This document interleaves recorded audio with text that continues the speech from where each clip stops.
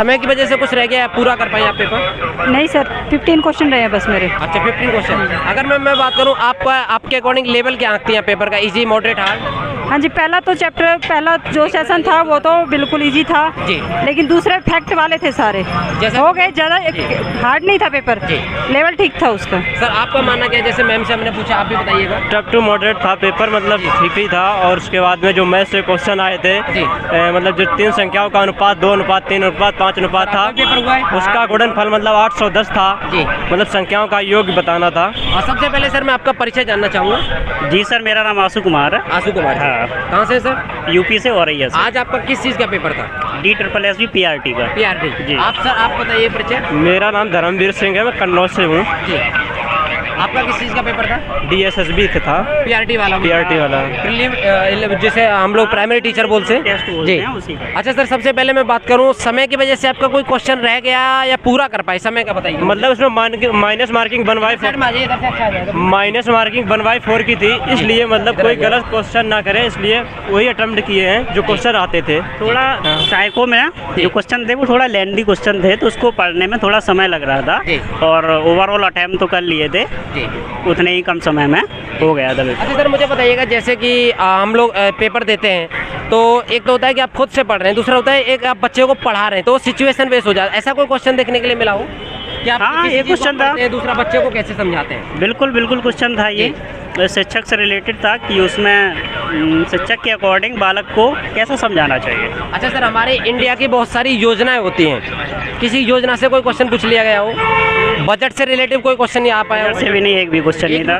नहीं था। संविधान से संबंधित था, जो निर्वाचन आयोग कौन से अनुच्छेद में है? 1 से 2 क्वेश्चन था। एक से दो क्वेश्चन। हाँ, करंट का एक क्वेश्चन था, भारत के महान्यायवादी कौन से वर्तमान में। बहुत बढ़िया सर ने क्वेश्चन बता। सर आपको याद कर पाए, पॉलिटी से डायरेक्ट कोई आर्टिकल पूछ लिया गया हो? हाँ, आर्टिकल पूछा गया था, जो संविधान में निर्वाचन आयोग कौन से अनुच्छेद में है, ये पूछा गया था। अच्छा सर, स्पोर्ट से एक भी मौलिक अधिकार से आर्टिकल से क्वेश्चन और आया था, बताइएगा सर। मौलिक अधिकार से वही था कि इसमें कौन सा मौलिक अधिकार का आर्टिकल नहीं है, ये क्वेश्चन था।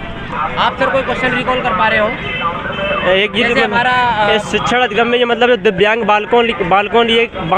दिव्यांग बालकों के लिए कब योजनाएं मतलब शुरू की गई हैं, ये क्वेश्चन ये वाला था इसमें।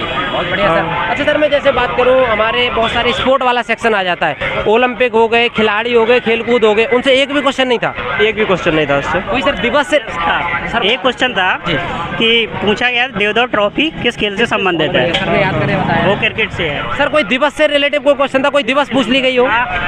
जो योगा दिवस मनाया जाता है, कब मनाया जाता है, ये क्वेश्चन था। 21 जून को मनाया जाता है योगा दिवस। योगा दिवस कब मनाया जाता है? हाँ सर, देश, राजधानी और कैपिटल, कोई क्वेश्चन याद आ पा रहा हो पड़ोसी देशों से? कोई क्वेश्चन है ना। चलिए बहुत बढ़िया। अगर मैं बात करूं हिंदी वाले सेक्शन पर, अभी मैं जाऊं तो हिंदी वाले सेक्शन से कैसे क्वेश्चन थे? सिंपल क्वेश्चन थे, हिंदी से सिंपल क्वेश्चन थे, पैराग्राफ बिल्कुल ही सिंपल था, सारे क्वेश्चन उसी से मिल जाते थे, बिल्कुल इजीली तरीके से। बता पाए सर कि अमावस्या की पूछी गई थी, शुद्ध वर्तनी पूछी गई थी।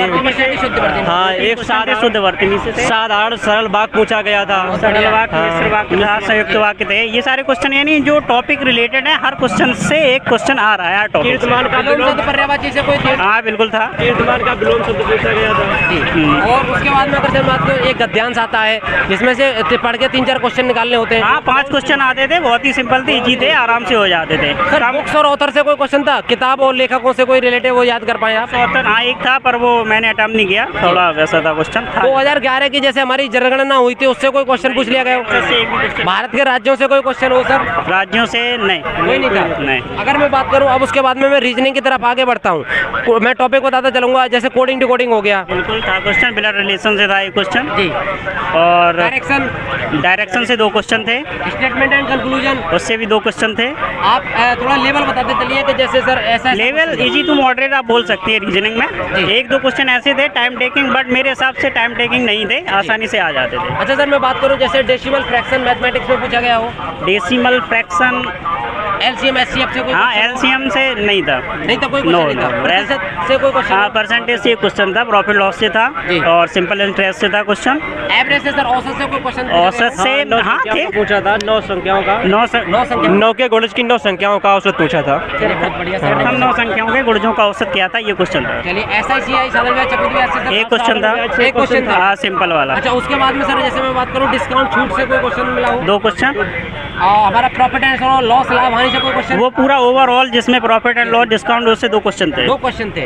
उसके बाद में अगर हम लोग बात करें डाटा इंटरप्रेशन, कंपनी का ग्राफ ऊपर नीचे बिल्कुल सही, 3 क्वेश्चन थे उससे। 3 क्वेश्चन थे। लेवल बताइए सर, क्या प्रतिशत में पूछ रहा था, कैसे होता? हाँ, लेवल 1% में था और एवरेज भी उससे पूछ रहे थे। एक क्वेश्चन इसमें बहुत सिंपल था जी। हाँ। टाइम एंड डिस्टेंस से कोई क्वेश्चन देखने के लिए मिला हो सर?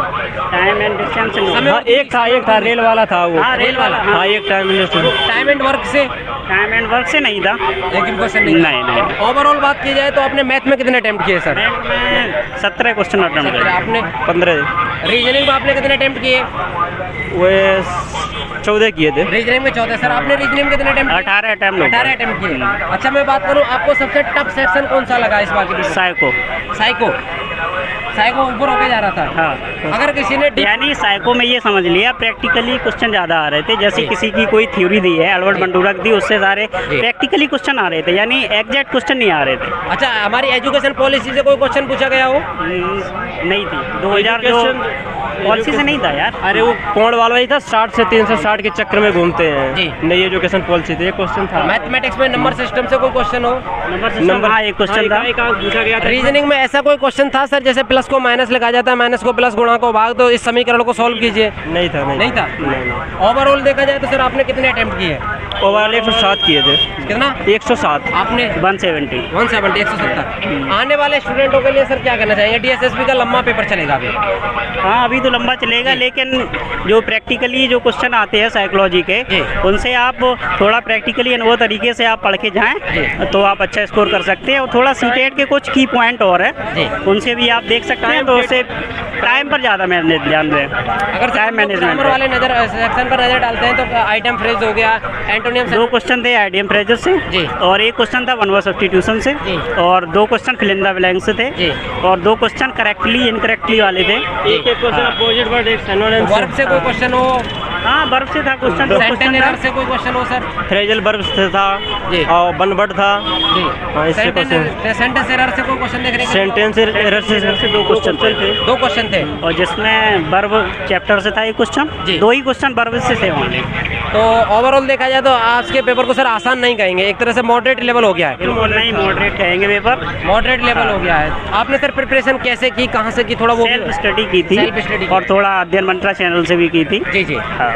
तो आप लोग देख सकते हैं भाइयों की मदद से हम लोग सेकंड शिफ्ट डीएसएसबी का जो एग्जाम सेंटर है 13 मार्च 2022 का जो सेकंड शिफ्ट का एग्जाम है, आज लोग हम लोग निकाल चुके हैं। आप लोग कमेंट करते हैं कि सर क्वेश्चन पूछा कीजिए क्वेश्चन। अब जितना स्टूडेंट को रिकॉल कर पाते हैं, जितना याद कर पाते हैं, उतना तो हम लोग पूछ लेते हैं। बाकी हम लोग याद दिलाने की भी कोशिश करते हैं, टॉपिक बता के सर को याद आ जाए कोई क्वेश्चन। आप लोग कमेंट करके बताइएगा कि आपका क्या क्वेश्चन था, क्या क्वेश्चन आप पूछने चाह रहे थे, ताकि हम लोग आपके कमेंट का जवाब दे सकें। चलिए और स्टूडेंट्स से हम लोग बात करें, तब तक के लिए जय हिंद, जय भारत।